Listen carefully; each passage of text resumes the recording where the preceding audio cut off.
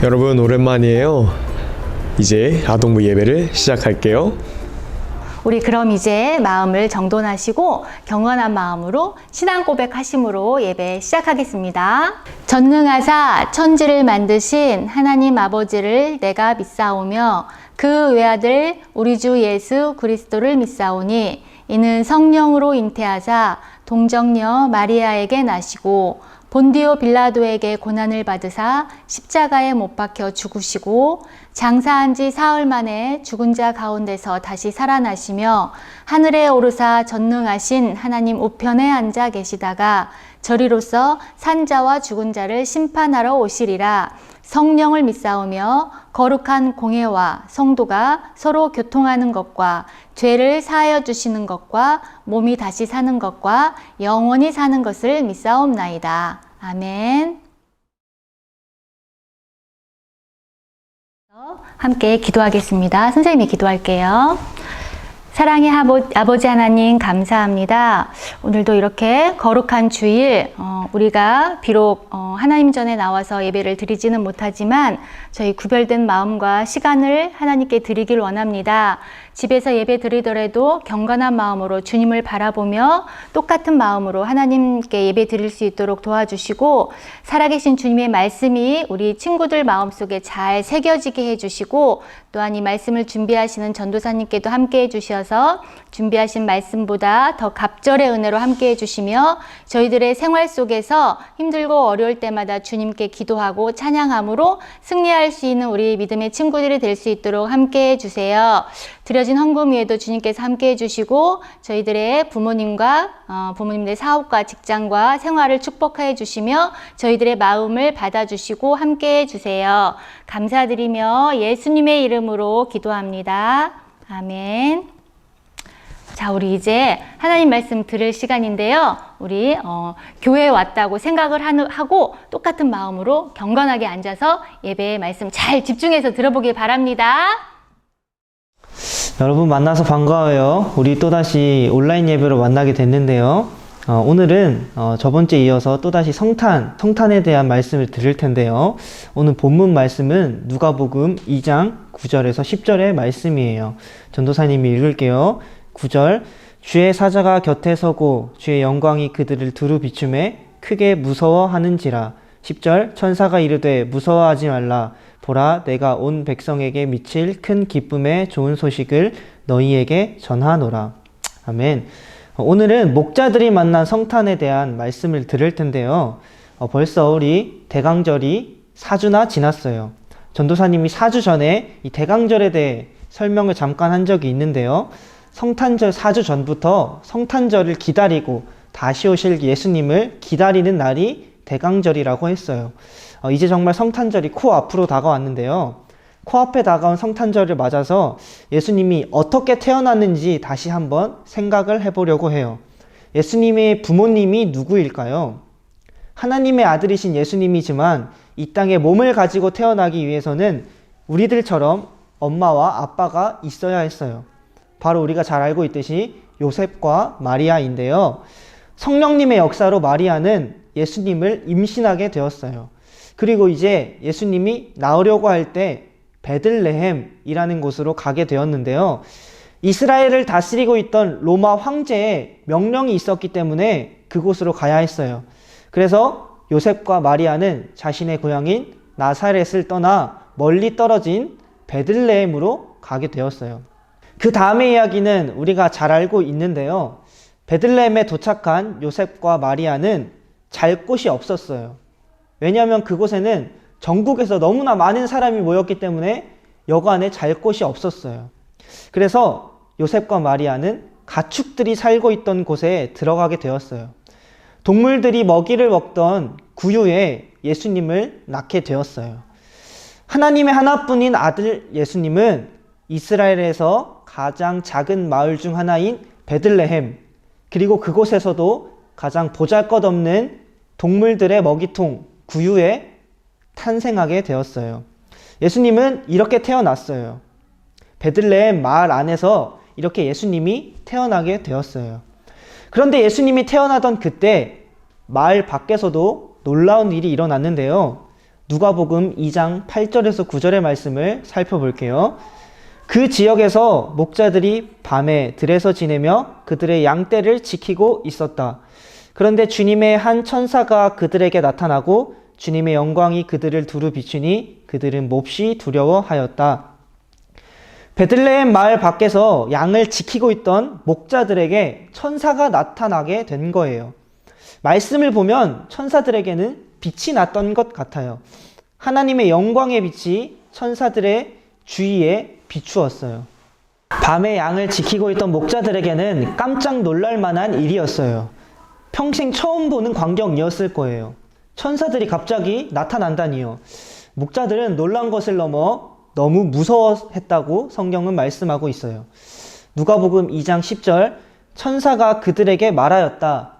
두려워하지 말아라. 나는 온 백성에게 큰 기쁨이 될 소식을 너희에게 전하여 준다. 천사는 무서워서 떨고 있는 목자들에게 다가가서 말하였어요.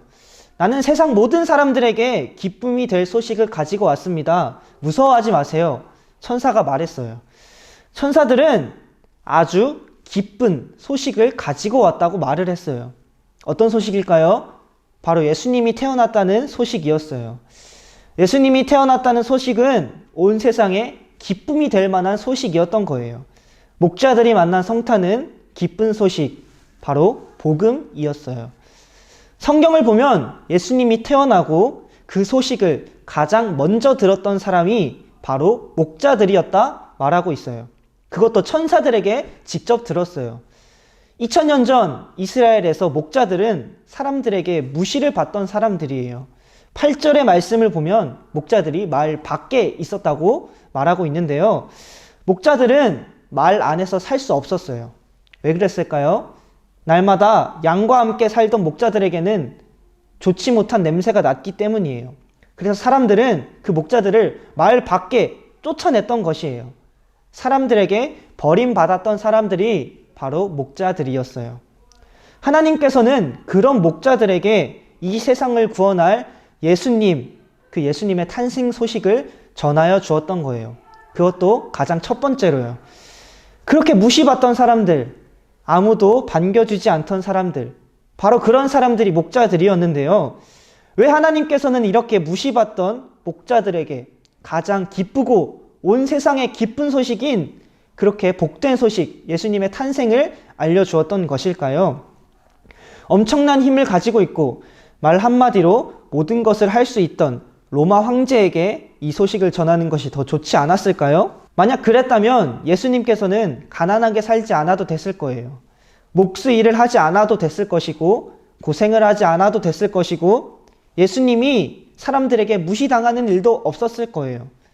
아마 예수님의 말씀이 더 빨리 그리고 더 쉽게 더 멀리 세상에 전해지게 되었을 거예요.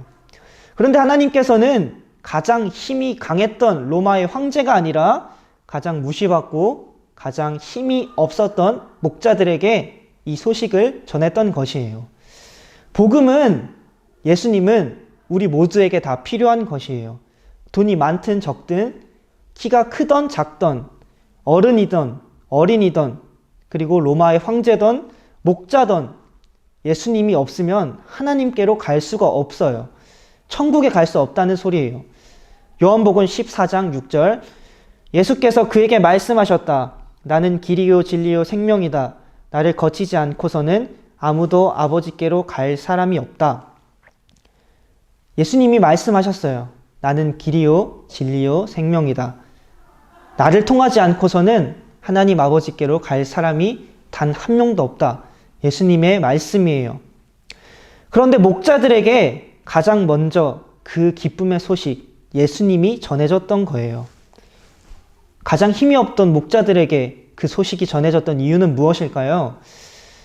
그 이유는 목자들은 복음을 들을 준비가 되어 있었다는 거예요. 목자들은 마음으로 예수님을 받아들일 준비가 되어 있었어요. 마태복음 5장 3절, 마음이 가난한 사람은 복이 있다. 하늘나라가 그들의 것이다. 목자들의 마음은 가난했어요. 마음이 가난했다는 것이 무슨 뜻일까요?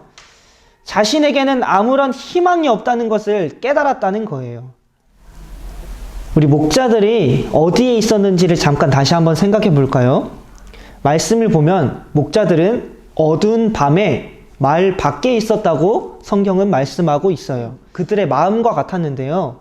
아무것도 보이지 않았어요. 그리고 너무나 추웠어요.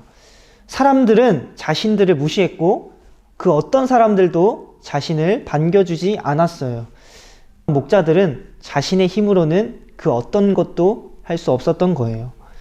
그렇게 어둡고 그렇게 추운 곳에 있었던 목자들에게 천사가 전해준 그 소식은 정말 희망이었어요. 빛이었어요. 자신들을 위해 구주 그리스도가 태어난다니 목자들에게 예수님은 정말로 구원이었고 진짜 희망이었어요. 소외받은 너희들을 위해 구주가 태어났다. 이 소식은 정말 복음 기쁜 소식 그 자체였어요. 그런데 로마의 황제를 한번 생각해 볼까요?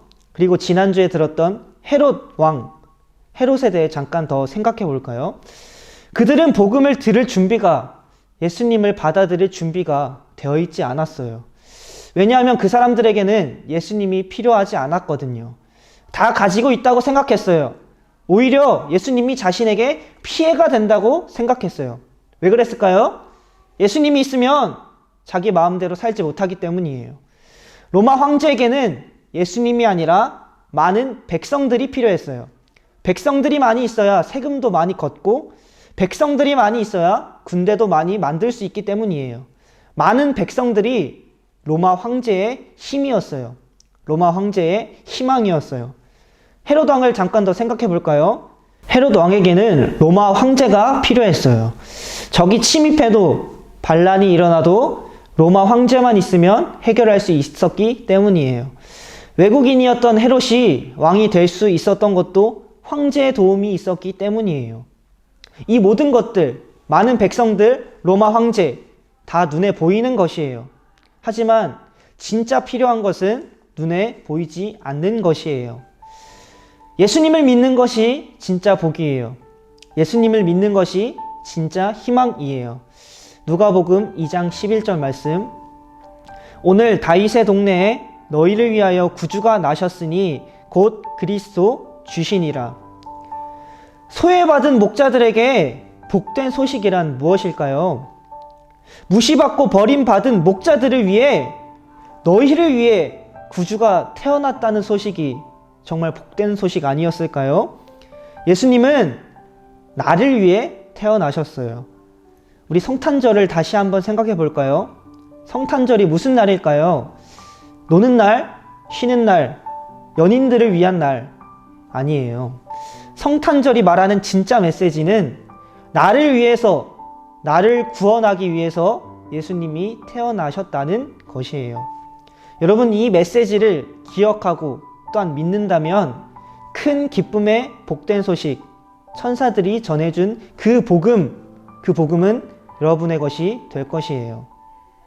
자, 우리 이제 예배를 다 드렸습니다. 다 같이 주기도문 하시고 오늘 예배 마치겠습니다. 그러므로 너희는 이렇게 기도하라. 하늘에 계신 우리 아버지여, 이름이 거룩히 여김을 받으시오며 나라가 임하시오며 뜻이 하늘에서 이루어진 것 같이 땅에서도 이루어지이다. 오늘 우리에게 일용할 양식을 주시옵고 우리가 우리에게 죄 지은 자를 사하여 준 것 같이 우리 죄를 사하여 주시옵고 우리를 시험에 들게 하지 마시옵고 다만 악에서 구하시옵소서. 나라와 권세와 영광이 아버지께 영원히 있사옵나이다. 아멘. 우리 친구들, 우리 다음 주에 또 만나요. 안녕.